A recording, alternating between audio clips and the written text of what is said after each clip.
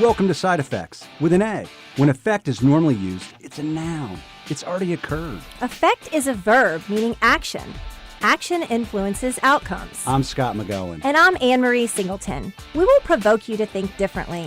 Side Effects, where problems are defined, solutions exposed.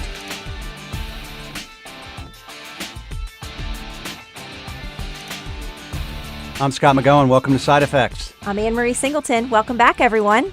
Hey, Ann. So last episode, we had Tiffany Reed from McGohan Brabender talk to us about a program she had inside the walls of MB called Beyond Wellness. Right. And it was a really fun, well-attended meeting. We did a little podcast on the results of that and shared a little bit of the information for those of them listening that couldn't attend. And during that, we talked about metabolic syndrome, but we didn't really expand on that or explain what that was. So I thought we'd take a little time to help our listeners understand metabolic syndrome a little bit more and why they should care about it.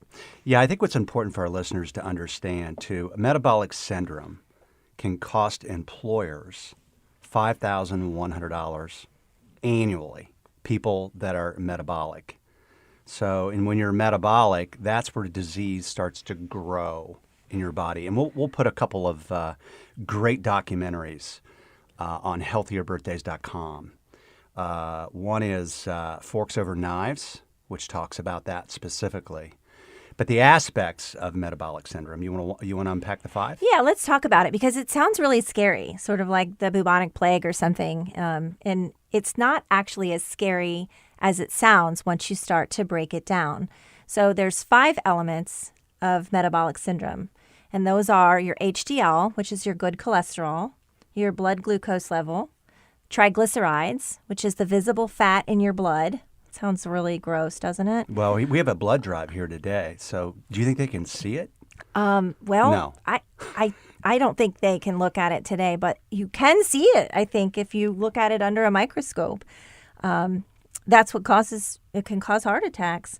Waist circumference and blood pressure. So those 5 measures are the factors that they look at when they're testing for metabolic syndrome. If you have 3 of those 5 out of range, you would be considered metabolic.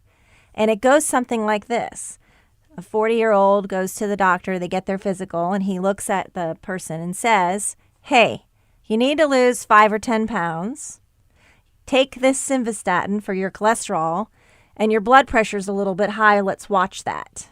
So suddenly this person's very close to having metabolic syndrome. The physician doesn't say to that person, you have metabolic syndrome and here's what it means to you. You're at a 700% greater likelihood of having a claim over $10,000 than your counterpart that doesn't have it.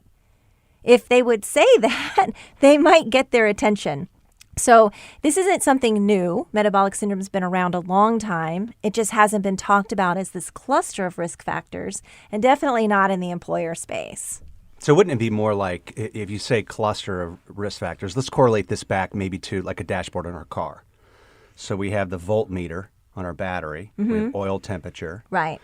We have our gas gauge. Right. And we have RPMs and speed. Right. So I would say that if we were driving around the car and 3 of our lights were on, right, would that... Or even 2. 1 we can ignore. I'm 1,400 miles over my oil change right now. Get my oil change like every 3 weeks. So I'm like only a week and a half over. You get your haircut every 3 weeks? About every 4. Okay. So lots of maintenance going on in the Singleton house. Gotcha. But I have 1 light on. If I've got my oil light on and my gas light or my temperature light, I'm pulling over. Because I need my vehicle. I need that car. But as humans, we don't have lights on our dashboard.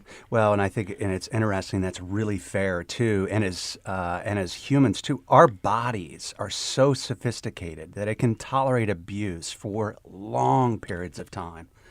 Now, if we had lights, if we had a dashboard, I would think that we would recognize some of those things. And that's exactly the purpose of what Tiffany talked about the impact of biometric screening results to identify people that are metabolic. Yeah, because let's talk about that for a minute. I named those 5 risk factors. I'll name them again. Waist circumference, HDL, which is the good cholesterol, blood pressure, triglycerides, and glucose. Only one of those you can see with your eyes, and that's a waist circumference. So how would we know that somebody had 3 of those 5 risk factors out of range if one of them wasn't waist circumference. And we historically discriminate with our eyes in regards to health. So she smokes, she's unhealthy. He's overweight, he's unhealthy. Look at what they're eating, they're unhealthy. And that's just one of the 5 factors. Right. And it's wrong. It's completely wrong. And just because you have a hamburger or French fries every now and then, or once a week, it doesn't mean you're unhealthy, right? It doesn't mean that. And your body could process that different than another person. I'll give you an example. So for our regular listeners, I have twins. They're 14 now.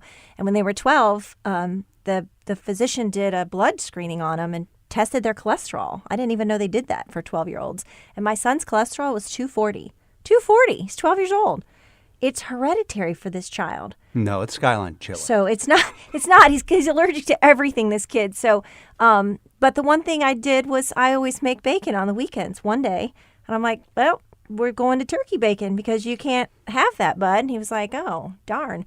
But he was interested. Like, what else can I do? What can I, and he's healthy. He runs, he drinks a lot of water. It's just hereditary. But you wouldn't know it if you looked at this kid. When our son was little, Taylor, he would eat sticks of butter at dinner. Oh. Yeah, he loved it. Oh. And I used to always tell him when he was little, I'm like, hey, that's going to clog your pipes. And so we'd go to dinner, and as he got older, he would look at something. He goes, hey, Dad, well, that clogged my pipes. Oh, my gosh. And this is not something new. Actually, in Japan, they have significant pressure on metabolic syndrome. So they actually call it Medoman. So for our listeners, Japan has a national healthcare process and platform where the country pays for healthcare on behalf of the employers, on behalf of the population. Now, what's interesting about that is they aim squarely at metabolic syndrome. So they hold the employers accountable for reducing metabolic syndrome. Right. So the government pays for healthcare. The employers are held accountable for mitigating metabolic syndrome. So if your metabolic syndrome rate inside your workforce is high, as an employer, you're actually penalized. Right. They pay a fine. And the reason that they do that is because if you think about where's the most access to people, and it is through the workforce. People go to work. They're there 5 days a week typically, sometimes 6 days, 8 hours or 10 hours a day. It's where people are. And so putting that pressure on those employers where the access is to those employees for something that's being paid for, you can't see me putting quotes here, by the government, it makes sense if you think about it that way. But you want to hear serious. an oxymoron? So in the United States, 69% of the workforce of the population is overweight. Over 30% are obese. And 75% of Americans say they exercise regularly. Right. And so compare that to what we know, that 95 out of 100 people don't get enough daily activity. Correct. And so we're delusional about our current health state as Americans. Right. And for our listeners, so if you're an employer and you have 100 employees, on average, 33% of your workforce will be metabolic. Right. Of working population. Yeah. The number's higher in the non-working, but a working population, 33% of those folks, or 33 people out of 100, will have metabolic syndrome. So if if I'm an employer of 100, and then I've got spouses and kids, so let's just talk about the employees. Let's just stay on target with 100. Then I've got 33 of my population that's metabolic. That's $150,000 of risk sitting right inside my population. Right. With people that are just metabolic. And what we know about most employers' claims is that about 4% of your population contributes to 60% of your cost. Every 15 to 18 months, those high claimants turn over. And so why is it important for you to be able to identify people with metabolic syndrome is that we can fairly accurately predict for you who those next high claimants are going to be and do something about it before they become the high claimants. So this is about claim avoidance. This is about healthier populations. This is about more healthy birthdays for your workforce. And so if we can identify before that person becomes your high claimant and help them reverse that, it's a huge win for your plan. It's a huge win for your employee. And so, again, looking at those folks and how do we find out if they have metabolic syndrome? It's not with our eyeballs. We need a biometric screening in order to test for this. They can get that screening through your own biometric event. They can get it through their own physician. But one way or the other, we need to be able to identify so that we can then connect them with a program to help them reverse metabolic syndrome. So before we talk about how you address metabolic syndrome, so I've got 100 employees, 33% of them are metabolic, so that's $150,000. Tiffany spoke about our last episode, $600. So I'm going to spend about $19,000 to eradicate $150,000 of risk. The transfer rate with the program we're going to talk about is about 40%. Yeah. So when you say transfer rate, you mean reversal rate. So Correct. we have the ability to fairly accurately reverse 40% of those identified with metabolic syndrome. So how do you do that, Ann? Yeah. So we've used a program here at MB it's a 10-week program, and we've used it with a fair amount of success. We've been doing this since around 2009. One of our C2 partners, Holmes Murphy, has a company called ACAP, and this is a program that was started as a physician program for heart patients. So one of the things we didn't mention is that if you have metabolic syndrome, you're 3 times more likely to have a heart attack.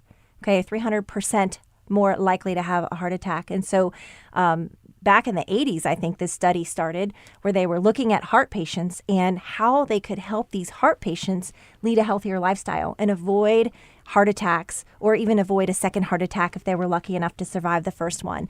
And they came up with this 10-week program that actually modifies behavior. It's a behavior modification program with a 40% effective rate in terms of helping people reduce those out-of-range biometrics. Well, perfect. And then the program's called Naturally Slim. So it's not a weight loss program. Let's make sure our listeners really understand that. And actually, thanks for bringing that up around heart disease. That's really where it manifested itself, is how do we deliver healthier birthdays to people? Yeah, the side effect was weight loss, which is a super huge bonus. On average, people lose 10 pounds during that, 10 to 12 pounds during that 10-week time frame. That's an awesome side effect. Yeah, and I think Dave Holman, one of the partners here at McGohan, Brabender, has gone through the 10-week program. I'm looking at him right now. He's lost 59 pounds in 10 weeks. Looks terrific. And you're right. It's a side effect. And actually, one of our employees here also, who you would look at and would say that guy's in perfect health. Great dad, great husband. 4 of the 5, he was out of range. Significant impact. Not only for his wife, but for his kids. And right now he's sitting at 0. Right. And the 4 that were out of range, the one that was in was his waist circumference. So we would have never known that by looking at him. Never. And he didn't know it either because he said he felt fine before, but he feels fantastic now. He didn't know he didn't feel good, which is really amazing. The reason that we like this particular program, and there's others out there, is that it's sustainable as well. So the studies that have been done over and over and over again with the thousands of participants that have gone through it track their progress after 12, 24, and 36 months. And the keep-off rate of the weight and their biometrics, when they're redone, continue to have them at 2 or fewer risk factors. So it's very, very effective because it creates lifelong habits. It's a behavior modification program. It doesn't change the food you eat. It doesn't change your activity level, although it encourages you to get up and move if you aren't. But you don't have to be a gym rat. You don't have to spend 8 hours, 10 hours a week in the gym and doing things that are very difficult to do. Yeah, matter of fact, at McGohan Brabender, we probably had a program here. Naturally Slim is the name of the program. And again, it's like Ann said, it's not a weight loss program. So they actually did a study on people that were naturally slim. Right. So what are their eating habits? And a couple of just facts that I thought was profound is the average person that's naturally slim. So you go to a restaurant, you sit down, you see somebody eating, and they're just slim. Right. Puts down a hamburger 8 times. Right. Now, the average American puts it down 1.7 times. So my mom and dad went through this program, and that's probably breaching some sort of HIPAA. Probably. But your I love mom them. is a naturally slim person. She is. And my dad said he was on this program, and they were on the airplane and undid the packet of nuts, and my dad dumps the whole thing in his mouth, pops them all in his mouth, and he looks at my mother, and she kind of opens the pack and puts all of the peanuts on top of a napkin and begins to eat one at a time. Right. Painfully slow. Yeah, and he was like, Marsha's right. I mean, so it's a psychological process of how we value food. Right. What it means. And again, what I love about it, doesn't say you have to exercise. Doesn't even say what you can't eat, with the exception of sugar for the first couple of weeks. Yeah. And so one thing that I discovered through this program, this is a personal anecdote, does not violate HIPAA, I don't think, because I'm telling it about myself, is I grew up in a big Italian family. And we just ate all the food till it was gone, right? And you just get as much on your plate as you can before your siblings get it, because that's just how it works.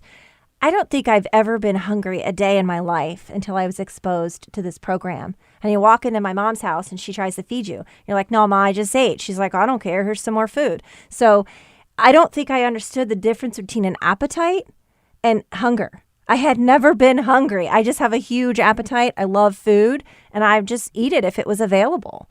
And so getting you just to stop and think, am I actually hungry? Do I really need this food as fuel? Or do I really just want to experience how this makes me feel? There's a difference. Yeah, I think even one of the we talked about Dave. So he's lost 59 pounds. On top of that, he is now off blood pressure medication and cholesterol medication. That's a big deal. Now, unpack all of that. So if I'm looking at Dave, it's a $5,000 risk. He has a 700% more likely chance of incurring a large claim. So as an employer, we've mitigated risk. Also, as an employer, we've got somebody that's really important in the organization. I mean, what Dave does here inside of MB is unprecedented. But he also is a terrific husband and a great dad, and also contributes to the community in a number of ways with sports and activities and football and baseball. And so as an employer, one of the things that we just adore about this program is, sure, we get to mitigate risk. Sure, we get to reduce cost. But at the end of the day, what we like is the fact that we get to deliver a healthier person back not only into the workforce, but back into our community. Right. And so we said in the beginning, what's metabolic syndrome? I think we gave you a lot of information on that. We'll also post some information on our blog at healthierbirthdays.com. Why should you care? I mean, I think Scott summed that up pretty well. It reduces your costs. It reduces future claims. It reduces those next high claimants. But even more importantly, it delivers healthier birthdays to your employees and really helps them be more productive inside your company and outside your company. Well, it's a big deal. And if you want to learn more, go to healthierbirthdays.com. We'll put information out there. If you have specific questions, you can email me at scott@healthierbirthdays.com or Ann at healthierbirthdays.com. We'd love to hear your comments on metabolic syndrome. Yeah, help us make a difference. Thanks for joining us. Thanks. See you next time on Side Effects. Thanks for listening and opening your mind. If you're interested in learning more, you can reach us at scott@healthierbirthdays.com. Or Ann at healthierbirthdays.com. We hope you'll join us next time on Side Effects.